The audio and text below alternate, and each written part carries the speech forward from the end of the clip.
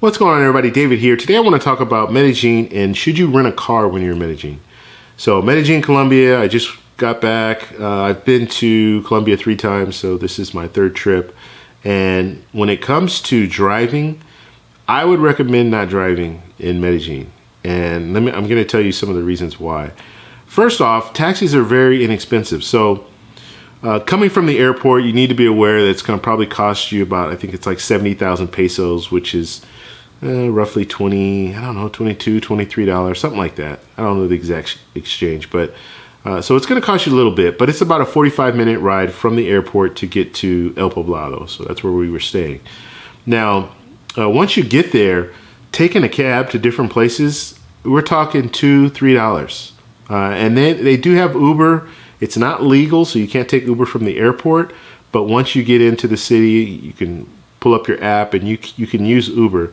But it's cheap. We're talking $2 to $3 for a cab.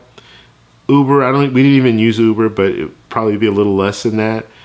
But for the most part, you can walk to a lot of, if you're in the El Poblado area, you can walk to a lot of the different places that you would want to go, the bars and things like that. And then you can take a cab if you want to go a little further, maybe out to the mall or wherever other different places, maybe Laureles or some of the other areas in Medellin. But for the most part, that's all you need. All you need is a cab. If you're renting a car, people don't drive the same out there as they do out here in the U.S. We drive crazy in the U.S., but out there they take a lot of risk that we wouldn't take. And there was one experience, and I'll talk about it first, and then I'll actually show you the video. But it was pretty scary. So we're driving. We're on a 2-lane highway, and so what happens a lot is you'll run up against a truck, a big dump truck or something, and you want to get around the truck, and so you go to the left and then get in front of the truck. And it happens all the time, and we were doing it, and everyone does it. But we were in one situation where here we are, we're driving, and I don't even remember if there was anyone in front of us. Maybe they were just passing us. I think they were just passing us. So the car comes out, and I see the car when it gets right up side by side with me. And I didn't put 2 and 2 together right away. But I realized this car's here. We're here, and there's a car coming right at us. Or not coming at us, but coming the other way. And all I saw was, and I'm thinking in my head, if we don't slow down, this car is going to hit that car head on. And I'm thinking it hits it head on and, switch, like kind of weaves out that way, and then we hit it. So luckily, our driver slowed down just a little bit, just enough so that car could cut us, cut right in front of us and get over. And we're talking, I want to say there was like a foot, maybe a foot and a half of room between the car that cut us off and the car that was coming the other way. And the surprising thing is the car that was coming the other way, it didn't like veer off to the right. It just kept coming. It was like, hey, you need to get out of my way pretty much. So let me show you that experience.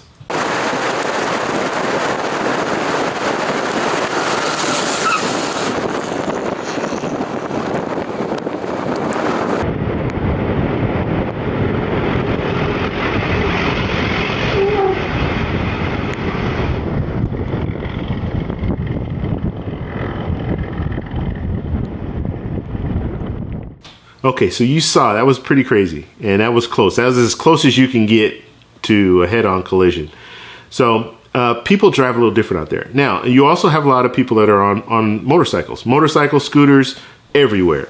So you just need to be aware of that. So if you're driving, you have a rental car, you have to be aware of this, because they will get right up into every little space that they can. So if you're driving, you're stopped, they'll get in, they'll get right up in front of you and just kind of really weave through.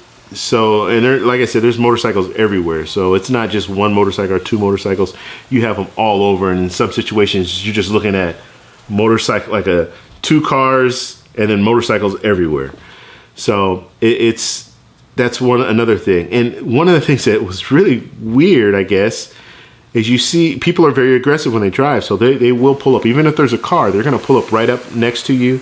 And, you know, instead of signaling, they're just going to weave over and get kind of in your way so you can't keep going if they want to kind of get in front of you, that kind of stuff. So they're very aggressive. But we saw one, you don't see accidents. We did see, or I shouldn't say, you don't see accidents on the road, like on the side of the road, like cars stopped, and you know, I didn't see any of that. We did witness an accident where a car, taxi, rear-ended a bus. He just wasn't paying attention and just, you know, rear-ended the bus. But you very rarely will see, like in the U.S., you always see like 2 people on the side of the road or 3 cars, or especially if you're on the freeway, you're going to see like accidents. Didn't see very many. I didn't see any like people on the side of the road or anything like that, and we just happened to witness, you know, one of the rear end. But yeah, it's just different, and you also have to understand too. You're not familiar with the area. You can have Google Maps offline, so you can use that as far as navigation if you want to do that. But it's just so much easier, and it's so cheap to go with the taxi. There's really no reason. There's no reason to rent a car unless you're going way far away out in the outskirts. But in those situations, if you're going to like Guatape to go to the Rock, you can do that.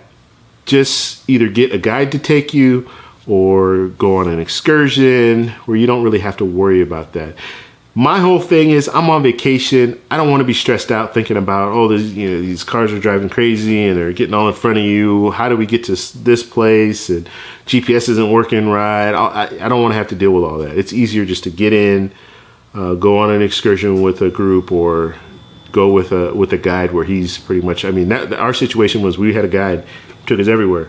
And we didn't have to think about anything. All we needed to do is say, hey, I want to go here at 8 a.m. He showed up at 8 a.m.